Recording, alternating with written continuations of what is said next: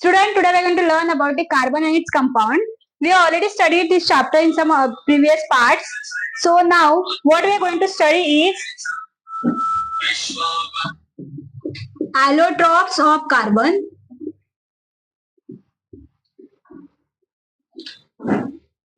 Okay, this is the part which we have not studied in this chapter previously, that we are going to cover.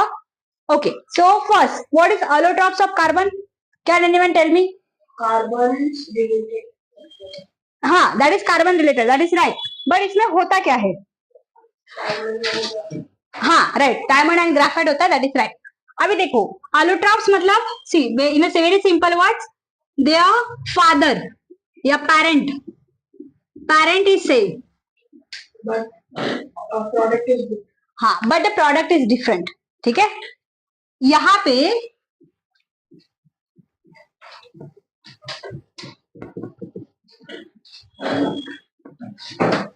okay, now listen here, no one will make any noise, just listen, keep quiet. Parent is same, that means here the parent alkane या parent whatever the compound is there, that element is same but the products are different. मतलब like जैसे अभी यहाँ पे मुझे example आया graphite and diamond. Okay, सो यहाँ पे ये जो ग्राफाइट है और ये जो डायमंड है, दोनों का मेन जो पैरेंट एलिमेंट है वो क्या है? Carbon, right. बट इनका अगर स्ट्रक्चर आप देखोगे that is so different. No, both are the crystals, but difference क्या है? नहीं, बोथ आर क्रिस्टल, बट इसका डिफरेंस क्या है? Graphite is a good conductor of heat and electricity and it is a bad conductor of electricity but good conductor of heat. समझ में आ रहा है? अंडरस्टूड? Yes. मतलब दोनों का जो पैरेंट एलिमेंट है वो सेम है, सिर्फ फर्क कहाँ पे है? उसके प्रोडक्ट में है. समझ में? अभी तक आपने आइसोटोप्स देखा. आइसोटोप्स क्या होता है?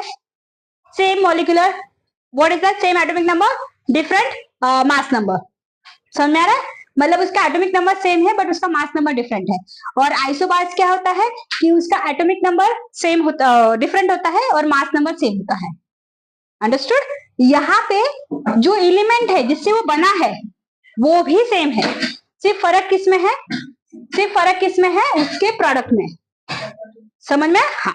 अभी देखो, जैसे कि यहाँ पे if I consider the example of a graphite, ठीक है. अभी देखो, ये जो allotropes ऑफ कार्बन है उसमें दो टाइप है. कौन से दो टाइप है?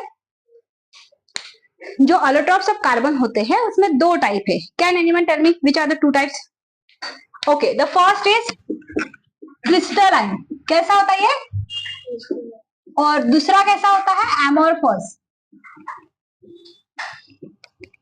This is crystalline, this is amorphous.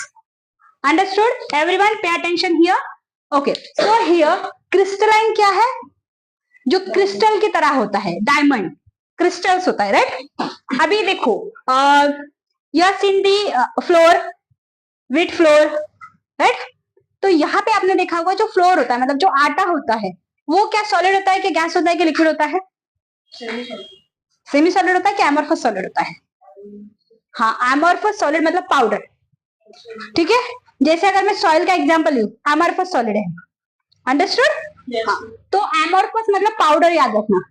And crystals मतलब एनी सॉर्ट ऑफ, ये मैटर नहीं करता कि बड़े हैं, छोटे हैं, स्क्वायर है, स्फेरिकल है, वो मैटर नहीं करता. बट इसमें क्या मैटर करता है कि ये क्रिस्टलाइन शेप में है.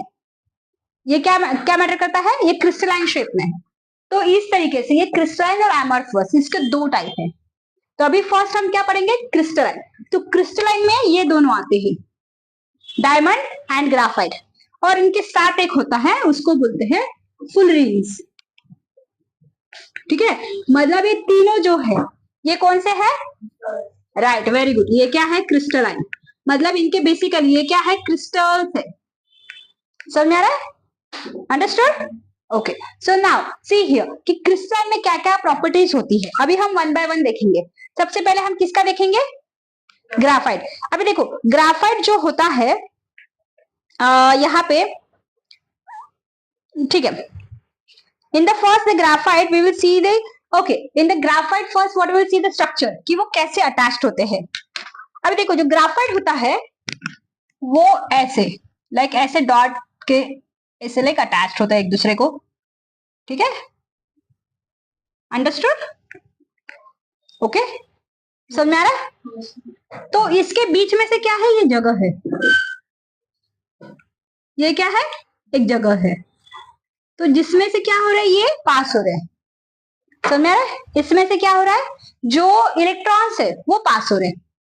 अंडरस्टूड? अभी देखो मैं आपको एक रॉड निकाल के बताती हूँ। सपोज कि एक ग्राफाइट का रॉड है,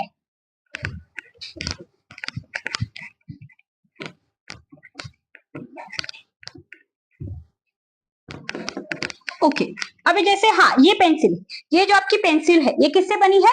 ग्राफाइट से। तो ये जो ग्राफाइट का यहां से लेके यहां तक का जो स्ट्रक्चर है, मतलब हम कंसिडर करते हैं कि ये एक ऐसा ग्राफाइट का रॉड है। समझ में आ रहा है? और अभी इसमें क्या है? ये सारे जो मॉलिक्यूल्स है ना, ये ऐसे इनमें स्पेस है। समझ में आ रहा है? अंडरस्टूड? Yes. ये मॉलिक्यूल में स्पेस है, इसकी वजह से क्या हो रहा है कि जो इलेक्ट्रॉन है वो पास हो पा रहे, ये जो इलेक्ट्रॉन है ये पास हो पा रहे ऐसे। अंडरस्टूड?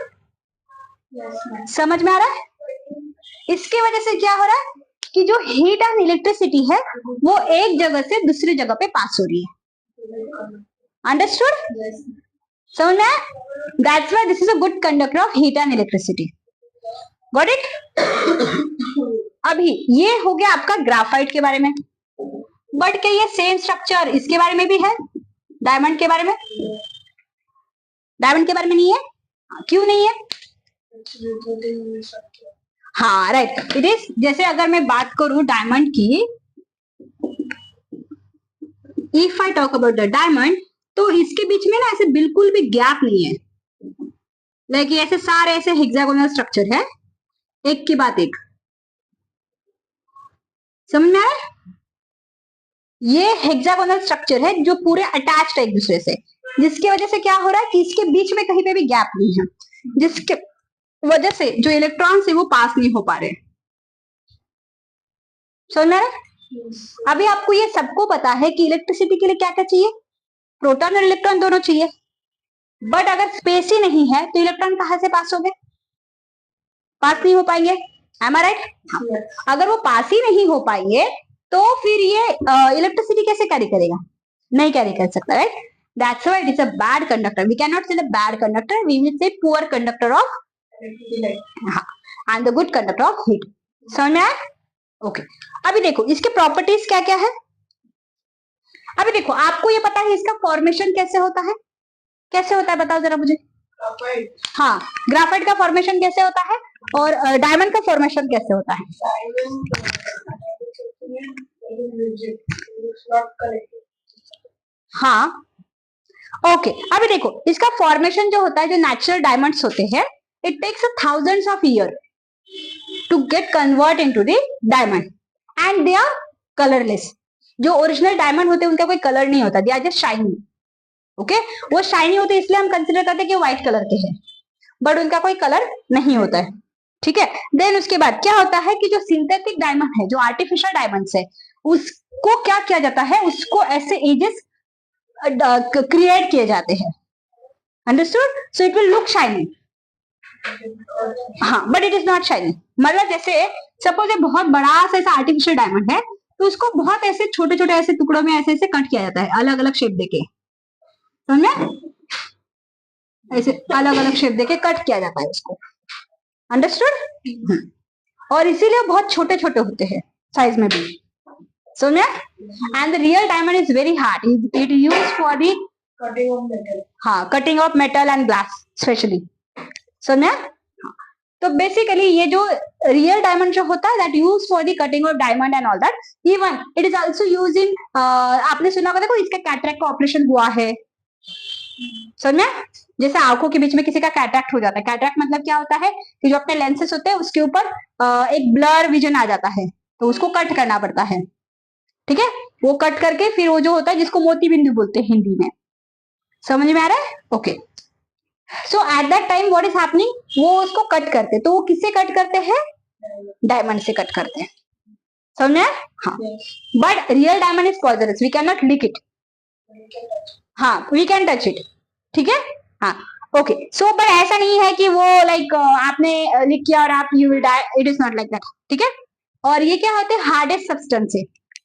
जो रियल डायमंड जो है वो सबसे हार्डेस्ट सब्सटेंस है। हम उसको किसी से कट नहीं कर सकते, हम उससे सारी चीजें कट कर सकते हैं लेकिन उसको किसी से कट नहीं कर सकते। समझ में आ रहा है? Yes. और जो ग्राफाइट होता है वो हार्डेस्ट सब्सटेंस नहीं है। क्यों नहीं हार्डेस्ट सब्सटेंस, इसका रीजन भी यहाँ पे इसके बीच में गैप है। हाँ समझे। अब जैसे जो आपकी पेंसिल है, अगर ये हार्डेस्ट होती तो हम इसको कैसे शार्प करते? जो आपकी पेंसिल है वो हम शार्प करते हैं ना। हाँ अगर हार्डेस्ट होती तो हम उसको शार्प नहीं कर पाते थे। समझ में आया? हाँ। तो ये बेसिकली ये हार्डेस्ट नहीं है, ये हार्डेस्ट है। समझ में आ रहा है? हाँ ये दोनों में डिफरेंस है। अभी उसके बाद जो आता है फुलरिन। ओके ये जो फुलरिन है ये सबसे इंपॉर्टेंट है। कोई मुझे बताएगा क्यों?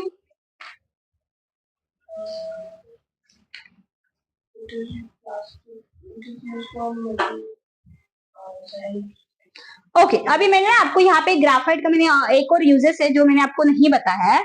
ये जब ऐसे ग्राफाइट कैसे शीट के ऊपर शीट जब बनती है, ठीक है, ग्राफाइट के जब ऐसे एक के ऊपर एक ऐसी शीट बनती है तो उसको बोलते हैं ग्राफीन। क्या बोलते हैं उसको? हाँ और ये जो होती है सबसे पावरफुल होती है for the conducting of a heat and electricity. समझ में आ रहा है? It is the hardest one. मतलब बेसिकली कुछ नहीं, इसके जो शीट्स होते हैं ना, एक के ऊपर ऐसे ऐसे बहुत सारे शीट्स लगाए जाते हैं और वो सबसे ज्यादा हार्डेस्ट एक शीट बनती है ग्राफाइट का, उसको बोलते हैं ग्राफीन। समझ में? ओके अभी उसके बाद आता है हमारा फुलरिन। फुलरिन क्या होता है? क्या मुझे कोई बताएगा व्हाट इज फुलरिन? ये फुलरिन क्या होता है? ओके ये देखो, ये फुलरिन जो होता है ये एक आर्टिफिशियल सब्सटेंस है, नॉट प्लास्टिक। हाँ ये भी कोल से बनता है और उसको इन्वेंट किया गया है एक साइंटिस्ट ने और इसको बोलते हैं C60। ये हमेशा आपके एमसीक्यू में आता है, ठीक है। The another name of a fullerene that is C60 और उसको बकी बॉल भी बोलते हैं क्योंकि इसका जो इन्वेंशन क्या था, ये बकिंग करके एक साइंटिस्ट है उसने किया था, ठीक है। हाँ इसका जो नाम है दैट इज बकिम, उस साइंटिस्ट ने उसका इन्वेंशन किया था। इसमें क्या होता है कि आपने सबने फुटबॉल देखा है? हाँ हाँ राइट, इसीलिए उसको बकी बॉल बोलते हैं। इट्स लाइक दिस, मतलब ये ऐसे जो है ना, मतलब ऐसा हेक्सागोनल स्ट्रक्चर होता है उसका और उस हेक्सागोनल स्ट्रक्चर में ऐसा पूरा ये बॉल बना रहता है। समझे? फुटबॉल जो है, आप अगर फुटबॉल का अगर देखोगे ना, हर एक जो छोटा छोटा जो व्हाइट और ब्लैक वाला जो शेप है वो हेक्सागोनल शेप है। समझे? तो ये C60 मतलब फुलरिन भी ऐसे ही होता है। हाँ समझ में? समझ में आ रहा है? इसको आर्टिफिशियली इन्वेंट किया गया है, ठीक है। हाँ इसको बकिम ने इन्वेंट किया है इसीलिए उसको बकी बॉल बोलते हैं। ओके और इसका जो यूज है, आप सब लोगों ने ये टर्म सुना होगा, नैनो ट्यूब। नैनो ट्यूब ये नाम सुना है आपने? कहाँ पे यूज होता है? कहाँ पे यूज होता है ये बैग नैनो ट्यूब? ओके मैं आपको सिंपल सा बताती हूँ। एक्सपेरिमेंट में होता है बट उतना नहीं होता है। उसका मेन यूज जो होता है वो होता है for transportation of electricity, then oil, internet, ये सारी चीजें। आपको ऐसा लगता है कि जो इंटरनेट है वो थ्रू स्काई ये होता है, बट वैसा नहीं है। वो कहाँ से जाता है? Through sea, from below the underground of a sea, from mountain, below the mountain, ऐसे सब जाता है। तो उसके लिए नैनो ट्यूब यूज होते हैं। समझ में? Yes. और इसके ऊपर जो है क्लाइमेट का ज्यादा इफेक्ट नहीं दिखता है। मतलब जैसे कि अगर आप ये करोगे like what you can say, अगर कोई मेटल रॉड लोगे तो समर के टाइम में वो एक्सपांड होगा। हाँ इसके ठंड के टाइम पे वो कॉम्प्रेस होगा। ये ऐसा कुछ नहीं होता है। समझ में? हाँ मतलब बेसिकली देखो, अभी मैं अगेन आपको बता रही हूँ what is fullerene. Fullerene is C60। उसको बकी करके एक साइंटिस्ट है उसने इन्वेंट किया है, इसीलिए हम उसको क्या बोलते हैं? बकी बॉल। वो किसके तरह उसका स्ट्रक्चर होता है? हाँ, लाइक अ फुटबॉल। समझ में? ये इसका मेन, ये किसका कंपोनेंट है? नैनो ट्यूब का। नैनो ट्यूब कहाँ पे यूज होते हैं? हाँ, for transporting the internet connection, for transporting the oil, gas, petroleum, okay, electricity. Understood? और इसके ऊपर क्लाइमेट का कुछ भी असर नहीं है। समझ में? मतलब अगर है भी तो भी बहुत निग्लिजिबल है, मतलब उससे ये हार्म नहीं होने वाला है। अंडरस्टूड? और इसका जो ये शीट होता है ना, आपने वो पतरे का शीट देखा था जिसको ऐसा गोल राउंड राउंड ऐसा करते हैं, वो इस तरह से भी उसके शीट्स बनते हैं, उसको नैनो शीट्स बोलते हैं। ठीक है? वो यूज होते हैं सोलर पैनल्स में। समझ में आ रहा है? हाँ, तो ये बेसिकली नैनो शीट्स होते हैं जो सोलर पैनल में यूज होते हैं। They are the good conductor of heat and electricity. समझ में आ रहा है? हाँ, तो अभी देखो हमने क्या देखा? Allotropes. What is allotropes? Same parent but different product. ठीक है, ये आपको, ये मैंने सिंपल डेफिनेशन बताया है, हर किसी के बुक में अलग अलग बताया गया है। सो आपको वो वाला देखना है आपके बुक में क्या दिया गया है, बट आपको सिंपल यही याद रखना है, सेम पैरेंट डिफरेंट प्रोडक्ट। इसमें हमने क्या देखा? Crystalline and amorphous allotropes. ठीक है, क्रिस्टलाइन मतलब सॉलिड है, amorphous is also solid but in powder form. अभी तक हमने अमॉर्फस को स्टार्ट नहीं किया है। ग्राफाइट, ग्राफाइट जो होता है good conductor of heat and electricity. Diamond poor conductor of electricity. Then fullerene, fullerene जो है वो C60 उसको बोलते हैं। समझे? Okay, so I hope you like this video. Thank you so much, friend. Please like, share and subscribe to our channel. Thank you.